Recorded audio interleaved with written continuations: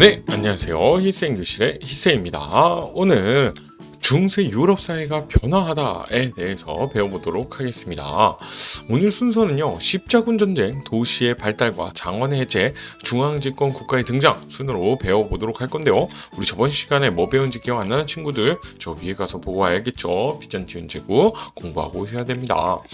선생님이 바로 역사 바로 보기 시간에 볼 건요, 바로 이 사진인데 이건 영화 킹덤 오브 헤븐의 한 장면입니다. 여러분들 유튜브에 킹덤 오브 헤븐이라고 치면 정말로 많은 리뷰들이 나와 있을 거예요. 한번 보고 오는 것도 나쁘지 않을 것 같습니다. 중세 십자군 전쟁을 배경으로 하고 있는 영화고요. 고증이 잘 됐다고 소문이 자자한 영화입니다. 한번 보면 당시 십자군 전쟁의 그 처절함, 대규모 전쟁신 이런 것들을 볼 수 있을 것 같습니다. 그리고 그 안에 참여했던 다양한 사회 계층도 표현이 돼 있으니까요. 십자군 전쟁의 배경을 보도록 하겠습니다. 셀주크 티르크의 비잔티움 제국을 위협합니다.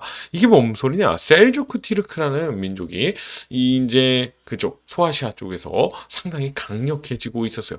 근데 문제는 이 민족은 이슬람을 받아들였습니다. 이슬람을 믿는 이 민족이 비잔티움 제국, 곧 크리스트교를 믿고 있는 이 제국을 위협하고요. 예루살렘, 그러니까 크리스트교의 성지라고 할 수 있는 예루살렘을 점령했습니다.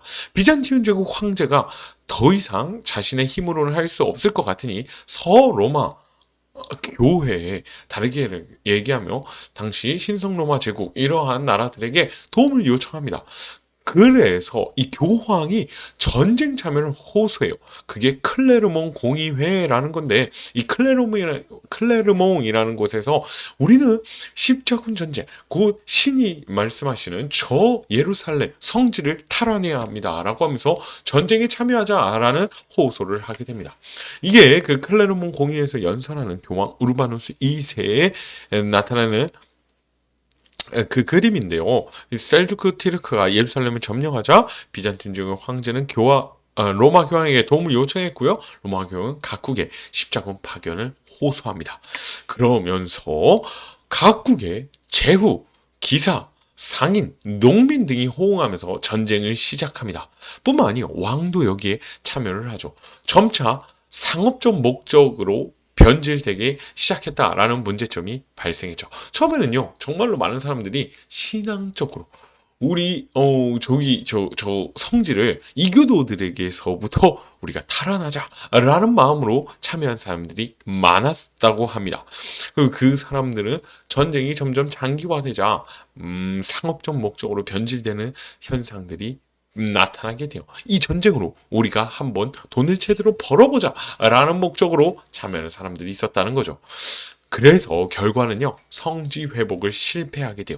1차부터 7차, 8차까지도 이야기하는 사람들이 있는데 정말 많은 여러 번의 십자군 전쟁이 원정이 있는데요.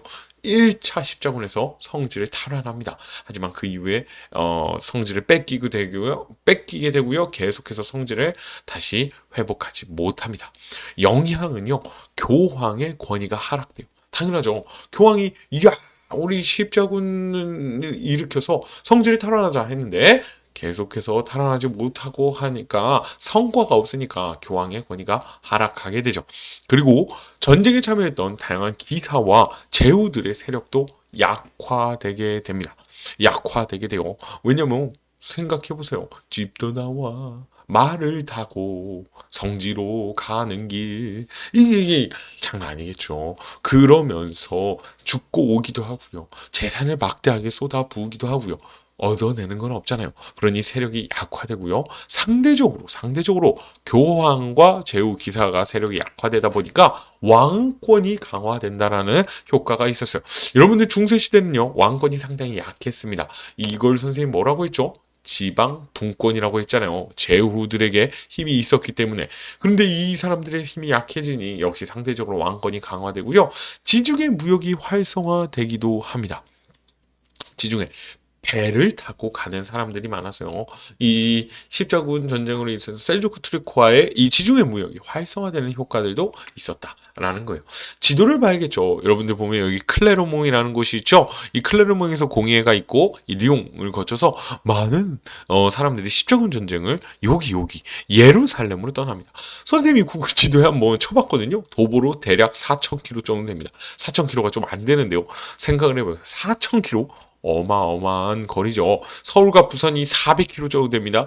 그게 차 타고 4시간에서 5시간 거리인데 그거의 10배. 장난 아니죠. 그 사람들이 걸어서 말 타고 갔다는 거죠.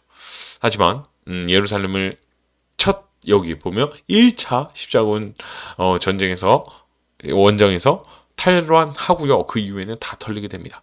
4차 십자군은 아주 십자군 전쟁에 취약한 면이 나타나게 되는데 이 콘스탄티노폴리스를 점령하는 일까지 벌어지게 됐다. 이게 뭔 소리야?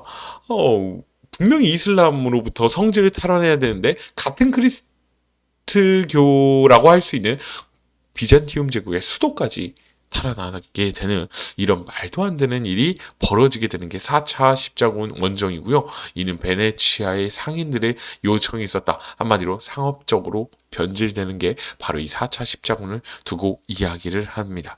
그래서 이 전쟁에 대해서 우리가 말이 많죠. 어떻게 생각할지 우리가 또 수업 시간에 얘기를 해봐야 될 것 같아요. 두 번째는 도시의 발달과 장원의 해체입니다. 도시가 발달하게 되어 11세기부터 농업 생산력이 향상되어 다양한 농업 기술과 그런 것들을 활용해서요. 농업 생산력이 그러니까 먹을 게 많이 생긴다는 얘기요. 그러면서 이 잉여 생산물이 나타나니까 시장이 활성화되고요. 그로 인해서 많은 사람들이 도시가 모여들고 도시의 시장이 활성화되니까 도시가 발달하고요. 십자군 전쟁 이후 동방 진출로 지중해 연안의 도시들이 번성하게 됩니다. 우리 아까 지중해 무역이 활성화된댔죠. 그래서 이런 도시들이 번성하게 돼요. 그러면 이 도시의 발달이 또 어떤 일들이 일어나냐. 북유럽 도시들이요. 한자동맹이라는 것을 맺어서요. 북유럽의 무역을 주도해요.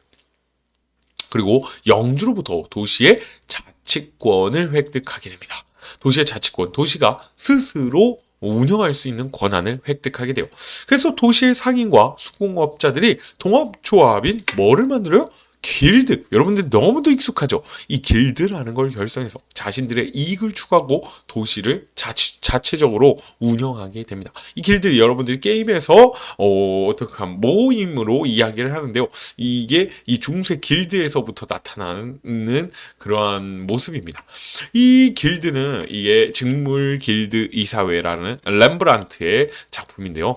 이 직물 길드라고 하면 이 직물 이제 옷감 같은 걸 만드는 이 사람들의 모임이요.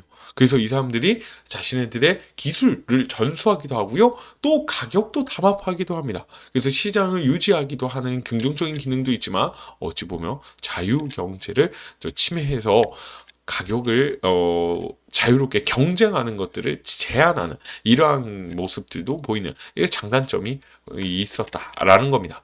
그러면서 장원이 해체되게 돼요. 중세 사회의 한 축이었던 장원이 해체되게 되는데요. 그 배경은요. 화폐 경제가 발달했다라는 거예요. 화폐 경제 우리 이전에는 그냥 곡물로서 밀을 재배해서 그 밀로서 이렇게 납부했다면 이제는 돈으로 경제를 이제 왔다 갔다 하는 것들이 나타납니다. 이 화폐로 세금을 납부하게 돼요. 영주들이 돈을 받고 농노의 신분을 해방하기까지 합니다. 이제 농노들은 자유들을 얻게 되죠. 그러면서 정말 결정적인 건요. 바로 이 흑사병이 유행하게 되는 겁니다. 여러분들 지금 코로나로 힘들어하고 이제 점점 코로나가 풀려가고 있는데 이 중세시대의 흑사병은요. 코로나에 비교하기도 어려웠을 것 같아요. 어마어마한 전염령과 그리고 치사율이 상당히 높았습니다. 유럽 인구의 3분의 1이 죽었다라고 추정하기도 해요. 정말로 많은 사람들이 죽어나간 이 흑사병으로 인해서요. 사람이 죽으니 일할 노동력이 부족하게 되죠. 그러면서 일할 수 있는 농민들의 처우가 상당히 개선되게 됩니다. 그러면서 농민들의 지위가 향상하게 되죠. 몸값이 올라갔다는 얘기예요.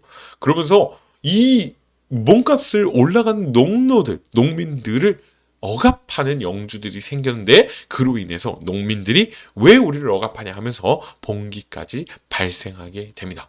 결과적으로 이러한 농노들을 기반으로 했던 장원이 해체되게 되고요. 중세 봉건 사회가 상당히 요동치게 된다, 동요하게 된다라는 겁니다. 선생님이 갖고 온 그림은요, 해골, 이 춤을 추고 있는 죽음의 무도라는 그림인데요. 중세시대에 그려진 그림입니다. 흑사병으로 인해서 많은 사람들이 죽어나간 것을 단적으로 표현하고 있다라고 보시면 되겠습니다. 그리고 세 번째요, 중앙집권 국가가 등장하게 돼요. 배경은요, 장원의 해체와 영주 세력이 약화되면서 화약과 대포 사용으로 기사 계급도 몰락하는 게 아주 결정적이죠. 상대적으로 왕권이 강화되게 됩니다.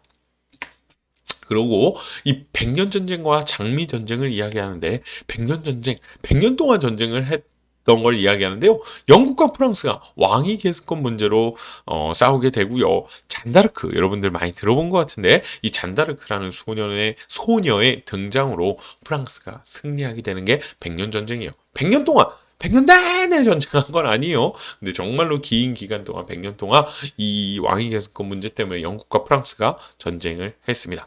초기에는 영국이 우세했는데요. 나중에 잔다르크의 등장으로 프랑스가 결과적으로 승리하게 됩니다. 그로 인해서 영국은 프랑스, 유럽 본토에 있던 영지들을 엄청나게 잃게 되는 그러한 영향도 있었습니다. 그리고 다음 나오는 전쟁은 장미 전쟁이라는 건데요. 영국 내 왕위 계승 문제로 발생하게 돼요. 장미는 영국의 왕실, 그러니까 그 귀족 가문들의 상징이었어요. 하나는 백장미고 하나는 이제 붉은 장미. 이러한 장미들을 이제 상징으로 하고 있었던 그 가문들이 서로 전쟁을 벌여서 장미 전쟁이라고 이야기를 합니다. 이게 이제 잔다르크를 그린 그림인데요. 이 잔다르크는 성녀로 받게 됐는데요. 그 전에 이제 프랑스에서는 마녀로 몰려서 결국에는 화용당하게 되는 가슴 아픈 이야기도 있습니다. 유튜브에 쳐도 다양한 이야기들이 나옵니다. 백년전쟁과 장미전쟁은 결과를 어떻게 보냐면요, 봉건 귀족이 몰락하고요, 이 전쟁을 통해서 왕권이 강화되게 됩니다. 영국과 프랑스가 중앙 집권 국가로 성장하게 되는 그 계기가 바로 이 전쟁들입니다. 여러분들, 중앙 집권 국가, 선생님 이거에 반대되는 말이 있었죠.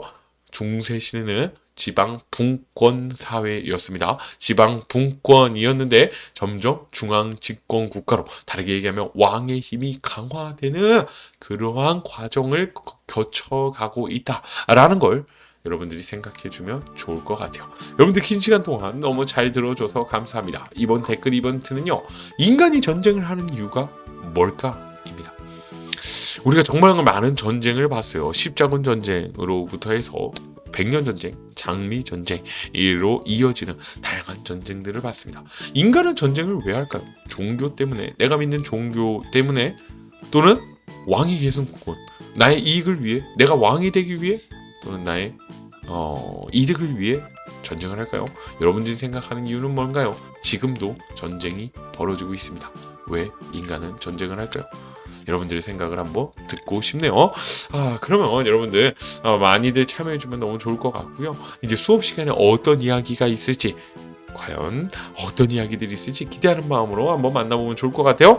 그러면 긴 시간 동안 너무 감사해요. 잘 들어줘서 감사합니다. 그러면 안녕.